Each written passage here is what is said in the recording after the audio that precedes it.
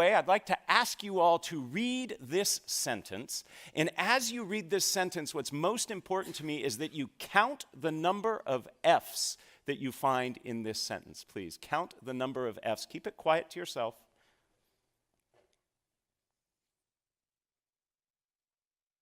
Raise your hand, please, if you found 3 and only 3 F's. Excellent. Great. Did anybody find 4? Okay. Anybody find only 5 F's? And anybody find 6? There's 6 F's. What 2-letter word ending in F did many of us miss? Of. We'll make sure to get this to you so you can torment your friends and family at a later date.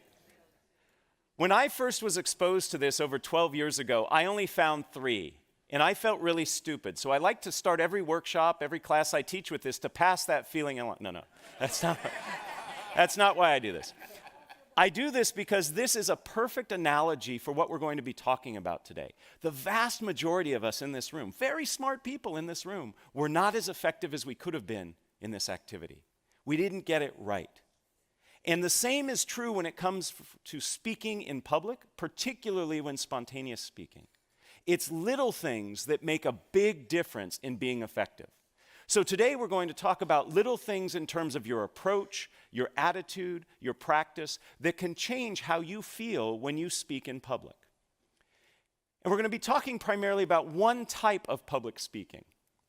Not the type that you plan for in advance, the type that you actually spend time thinking about, you might even create slides for.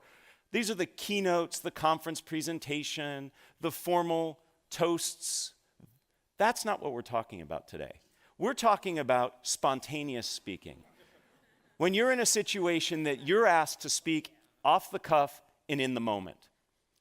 What we're going through today is actually the result of a workshop I created here for the business school. Several years ago, a survey was taken among the students, and they said, what are things we could do to help make you more successful here? And at the top of that list was this notion of responding to cold calls. Does everybody know what a cold call is?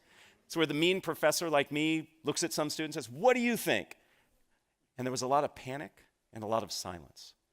So as a result of that, this workshop was created, and a vast majority of first-year students here at the GSB go through this workshop. So I'm going to walk you through sort of a hybrid version of what they do.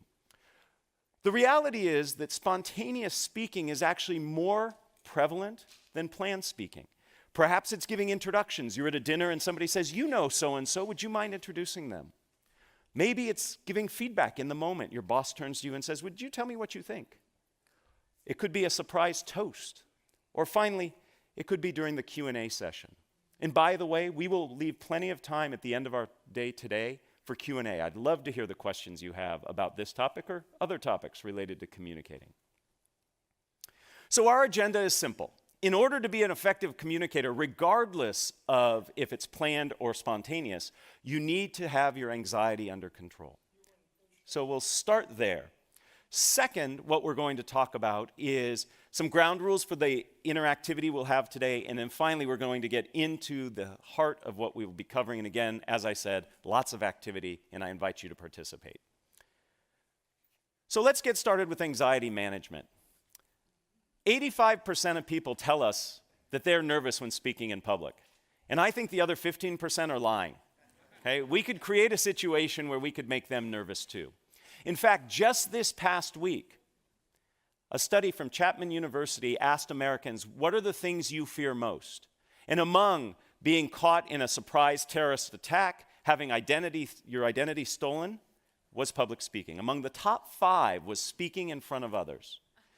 This is a ubiquitous fear, and one that I believe we can learn to manage. And I use that word manage very carefully, because I don't think we ever want to overcome it. Anxiety actually helps us. It gives us energy, helps us focus, tells us what we're doing is important, but we want to learn to manage it. So I'd like to introduce you to a few techniques that can work, and all of these techniques are based on academic research. But before we get there, I'd love to ask you, what does it feel like when you're sitting in the audience watching a nervous speaker present? How do you feel? Just shout out a few things. How do you feel? Uncomfortable. I heard many of you going, yes, uncomfortable. It feels very awkward, doesn't it? So what do we do? Now, a couple of you probably like watching somebody suffer, okay? But most of us don't. So what do? We sit there and we nod and we smile, or we disengage. And to the nervous speaker looking out at his or her audience, seeing a bunch of people nodding or disengaged, that does not help, okay? So we need to learn to manage our anxiety, because fundamentally, your job as a communicator, rather, regardless of if it's planned or spontaneous, is to make your audience comfortable. Because if they're comfortable, they can receive your message. And when I say comfortable, I am not referring to the fact that your message has to be sugar-coated and nice for them to hear. It can be a harsh message, but they have to be in a place where they can receive it. So it's incumbent on you as a communicator to help your audience feel comfortable. And we do that by managing our anxiety. So let me introduce you to a few techniques that I think you can use right away to help you feel more comfortable. The first has to do with when you begin to feel those anxiety symptoms. For most people, this happens in the initial minutes prior to speaking. In this situation, what happens is many of us begin to feel whatever it is that happens to you. Maybe your stomach gets a little gurgly, maybe your legs begin to shake, maybe you begin to perspire. And then we start to say to ourselves, oh my goodness, I'm nervous. Uh-oh, they're going to tell I'm nervous. This is not going to go well. And we start spiraling out of control. So research on mindful attention tells us that when we begin to feel those anxiety symptoms, we simply greet our anxiety and say, hey, this is me feeling nervous. I'm about to do something of consequence. And simply by greeting your anxiety and acknowledging it, that it's normal and natural. Heck, 85% of people tell us they have it. You actually can stem the tide of that anxiety spiraling out of control. It's not necessarily going to reduce the anxiety, but it will stop it from spinning up. So the next time you begin to feel those anxiety signs, take a deep breath and say, this is me feeling anxious. I notice a few of you taking some notes. There's a handout that will come at the end that has everything that I'm supposed to say, okay? Can't guarantee I'm going to say it, but you'll have it there.